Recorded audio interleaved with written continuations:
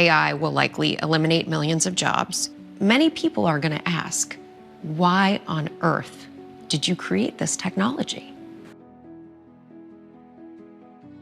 By ingesting a huge amount of text, from, a significant fraction of the internet, this AI system can learn the underlying representations of what these words mean, how they relate, do a little bit of something that is sort of like reasoning, sort of like understanding what you as a user want some of the time, not always, not perfectly, and try to help you. Part of the exciting thing here is we get continually surprised by the creative power of all of society. I think people should be happy that we're a little bit scared of this. I think people should be You're happy. a little bit scared. A little bit, yeah, You of course. personally. I think if I said I were not, you should either not trust me or be very unhappy I'm in this job. Education is going to have to change, but it's happened many other times with technology. When we got the calculator, the way we taught math and what we tested students on, that totally changed. The promise of this technology, one of the ones that I'm most excited about, is the ability to provide individual learning, great individual learning for each student. You've said AI will likely eliminate millions of jobs. Many people are going to ask, why on earth did you create this technology? I think it can do the opposite of all of those things too. It is going to eliminate a lot of current jobs, that's true. We can make much better ones. The reason to develop AI at all is that I believe this will be, in terms of impact on our lives and improving our lives and upside, this will be the greatest technology humanity has yet developed. So in the wrong human hands, it could be a very different device. It could be a very different power.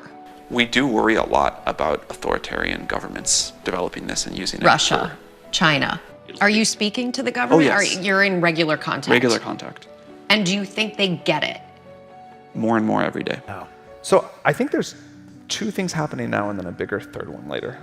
One is there are these science-dedicated products, whatever, like AlphaFold, and those are adding huge amounts of value, and you're going to see in this like way more and way more. I think if I were like, had time to do something else, I would be so excited to like go after a bio company right now. Like I think you can just do amazing things there. Anyway, but there's like another thing that's happening, which is like tools that just make us all much more productive, that help us think of new research directions, that sort of write a bunch of our code so we can be twice as productive. And that impact on like the net output of one engineer or scientist, I think will be the surprising way that AI contributes to science that is like outside of the obvious models. But even just seeing now like what I think these tools are capable of doing, Copilot is an example, just be much cooler stuff than that. That will be a significant like change to the way that technological development, scientific development happens. But then, so those are the two that I think are like huge now and lead to like just an acceleration of progress. But then the big thing that I think people are starting to explore is, I hesitate to use this word because I think there's one way it's used which is fine and one that is more scary, but like AI that can start to be like an AI scientist and self-improve. And so can we automate our own jobs as AI developers the very first thing we do? Can that help us like solve the really hard alignment problems that we don't know how to solve? Like that, honestly, I think is how it's going to happen. The scary version of self-improvement, like the one from the science fiction books, is like, editing your own code and changing your optimization algorithm and whatever else. But there's a less scary version of self-improvement, which is like kind of what humans do, which is if we try to go off and like discover new science, that's like we come up with explanations, we test them, we think, like whatever process we do that is like special to humans. Teaching AI to do that, I'm very excited to see what that does for the total. Like, I'm a big believer that the only real driver of human progress and economic growth over the long term is the structure, the societal structure that enables scientific progress, and then scientific progress itself. And I think we're going to make a lot more of that.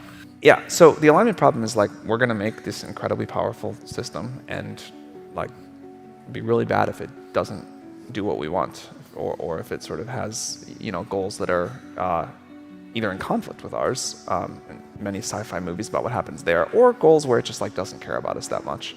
And so the alignment problem is how do we build AGI that does what is in the best interest of humanity? How do we make sure that humanity gets to determine the future of humanity? And how do we avoid both like accidental misuse, like where something goes wrong that we didn't intend, intentional misuse where like a bad person is like using an AGI for great harm, even if that's what the person wants, and then the kind of like, inner alignment problems where like, what if this thing just becomes a creature that views us as a threat? The way that I think the self-improving systems help us is not necessarily by the nature of self-improving, but like we have some ideas about how to solve the alignment problem at small scale. And we've been able to align OpenAI's biggest models better than we thought we would at this point, so that's good. We have some ideas about what to do next, but we cannot honestly like look anyone in the eye and say we see out 100 years how we're going to solve this problem. But once the AI is good enough that we can ask it to like, hey, can you help us do alignment research? I think that's going to be a new tool in the toolbox.